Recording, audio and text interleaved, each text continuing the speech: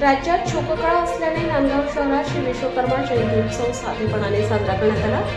राष्ट्रवादी काँग्रेसचे राष्ट्रीय अध्यक्ष तसेच राज्याचे उपमुख्यमंत्री अजित पवार यांच्या अपघातात दुर्दैवी निधन झाल्याने संपूर्ण महाराष्ट्रात शोक व्यक्त केला जात आहे। राज्य सरकारने 3 दिवसांचा दुखवटा जाहीर केला असून त्याच पार्श्वभूमीवर नांदगावातील श्री विश्वकर्मा जयंती उत्सव जल्लोषाऐवजी श्रद्धेने आणि शांततेत पार पडला। नांदगाव शहरातील हनुमान नगर येथील प्रभू श्री विश्वकर्मा भगवान मंदिरात यावर्षी कोणताही जल्लोष न करता अजित पवार यांना श्रद्धांजली अर्पण करत जयंती साजरी करण्याचा निर्णय श्री विश्वकर्मा सुतार विकास संस्थेच्या पदाधिकाऱ्यांनी घेतला। शनिवारी सकाळी तालुक्यातील सुतार लोहार समाज बांधव मोठ्या संख्येने मंदिरात एकत्र आले होते। यावेळी मंदिराच्या कळशाचे पूजन करण्यात आले।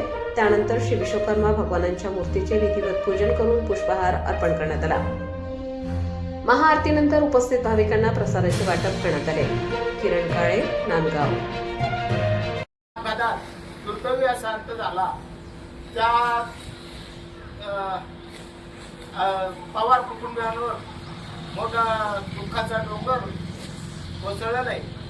त्या पवार कुटुंबियात तसेच पूर्ण महाराष्ट्र हा दुःखाने हादरलेला आहे।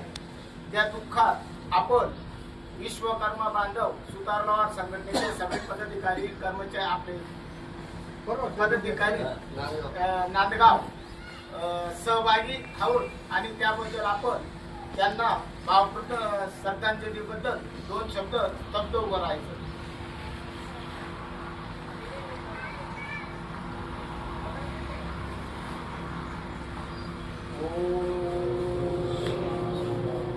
शांती शांती शांती।